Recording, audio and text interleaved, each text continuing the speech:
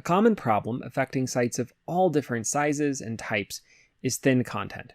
What is thin content, and how do you fix it? Thin content goes by a number of different names. You've got thin content, auto-generated content, cookie-cutter pages, doorway pages, and more.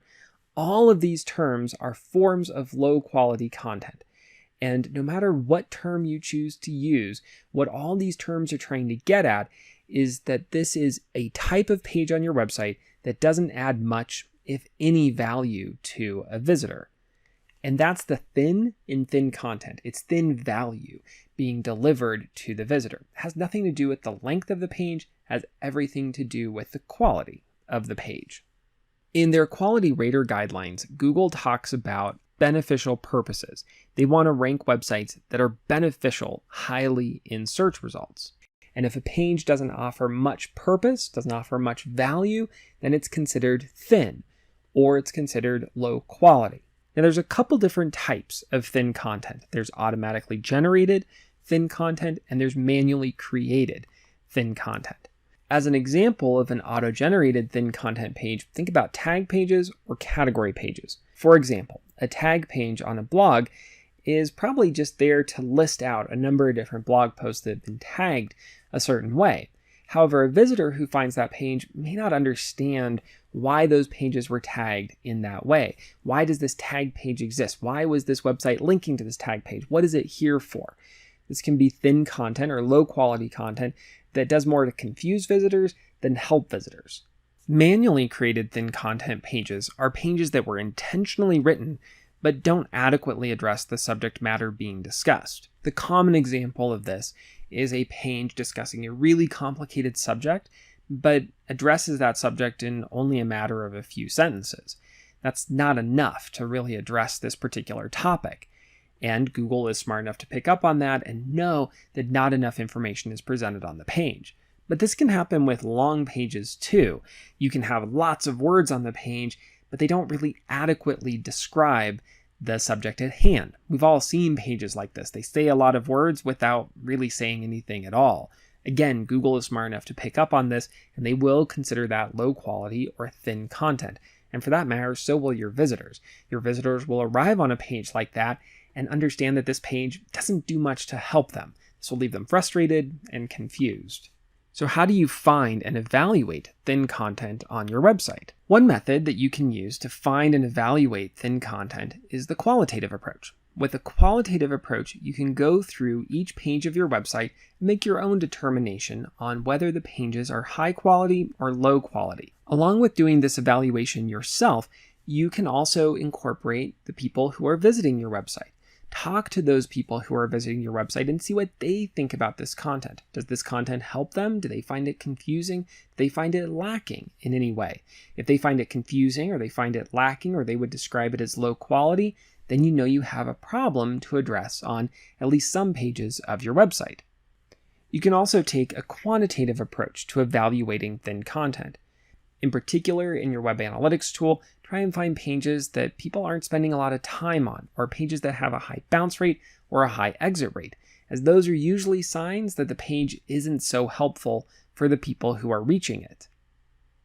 Now, the final approach is what I refer to as the why do we have so many pages indexed in Google approach.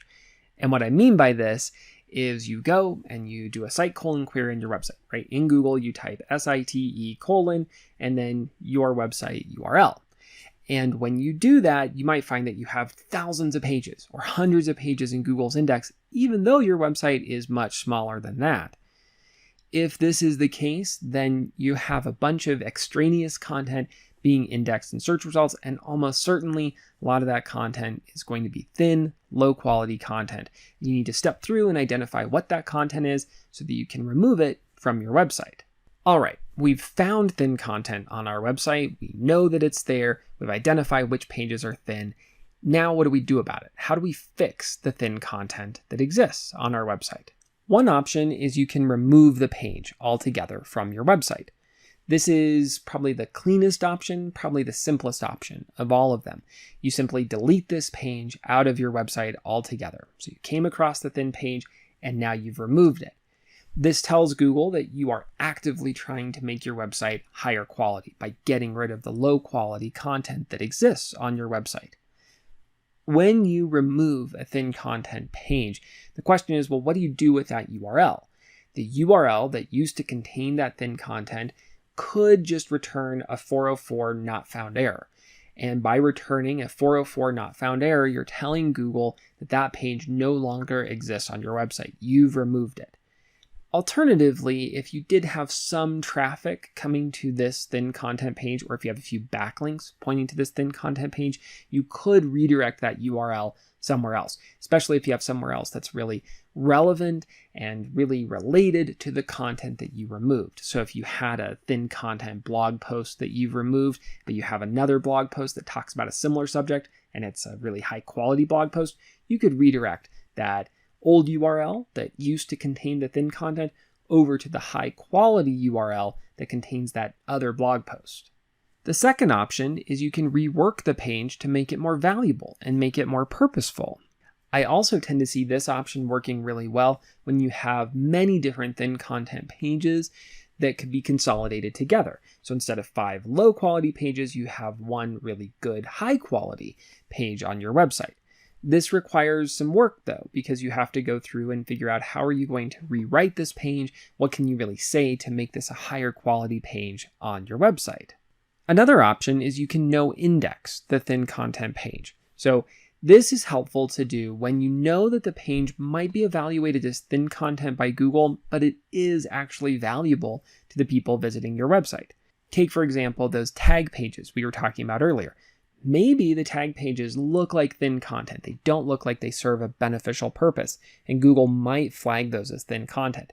But you know from looking at your web analytics tools that people really are using those pages. The bounce rates are incredibly low on tag pages. The time people spend there is incredibly high. People are really benefiting from those pages. In this case, you want to keep those tag pages around. You don't want to remove those pages. You don't need to rework those pages either, because those pages are working for your visitors. However, you want to make sure that Google doesn't miscategorize these pages and consider them low quality, and that could hurt your search performance. So what you want to do in this case is you want to no-index those pages. So you're telling Google, hey, don't put these in your index, but you're allowing those pages to exist for your visitors. Of course, the best solution for thin content is to avoid it moving forward. To avoid thin content, you want to think back to the two types of thin content that we have. We have automatically generated thin content and we have manually created thin content. And you want to establish procedures internally that help you monitor and catch any kind of thin content that might exist. So for the automatically generated thin content, that can happen when new features are developed or new plugins are added to your CMS. Those plugins or features suddenly create lots of low quality pages on your website. So add this to your QA and testing procedures. That way you know when you're testing out that new feature to check for any kinds of low quality or thin content pages that those features have added. On the manually created thin content side, we want to establish content quality standards. And these content quality standards should define what high quality content looks like for your website. That way any new content that's written can be compared against these standards to decide if that new content really should be added to your website or if it needs to be reworked before it's added to your website. So that way you're not adding any low quality or thin content back onto your website. If you have any questions about thin content or low quality content, or need help fixing thin content or low quality content issues that are affecting your website, please let me know. You can email me at matthew@elementive.com. If you liked this video and would like to see more like it, please subscribe. Thank you so much for watching.